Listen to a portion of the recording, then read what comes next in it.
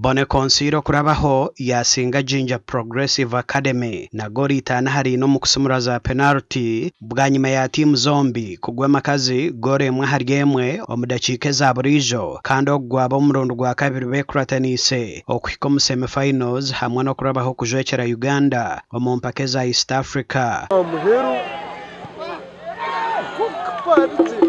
Bone Konsiro hatana ijakureta na timu ya St. Noah kandi yo timu ya Rains yasinga kawempe gori na haribira mu kusumura za penalty na ijakwata na timu ya Amos.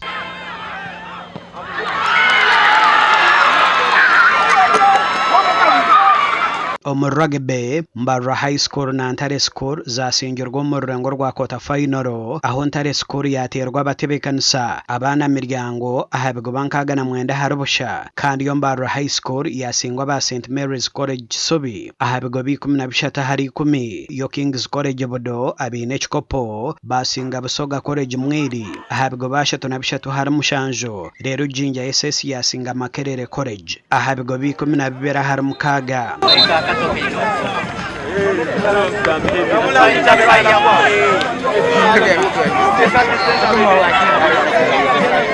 Omuhoki Ntare School nayo yarabaho okuzo mu semifinals bwanyuma yo kusingana miryango ahagori 3 hari 0 kandi nyencha kare neje kuritana na timu ya King's College Bodo eyasinga St. Mary's College Subi ahagori na hari 2 omukusumura za penalty.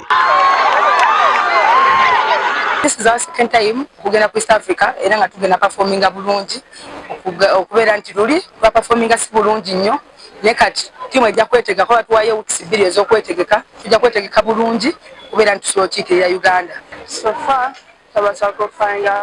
to representing Uganda muri Tanzania kandi tujja kusima mukama abukira ya satisfaction kechwanga nabo twazana abantu bachenda kontana ngati abasaruchi basimisa kandi tujja kusima mukama kwanga coach bashirinje munonga ayindi gambira twaramu omukota finals twatera goals 3 arusha kandi mu groups buzima turije muje tukutera tujya no bonera 12 tutotengere group ane timu yije kinire kandi tunamane n'indi tumatse ka finals we are broken but mtumaini tura still about fight chine chokurana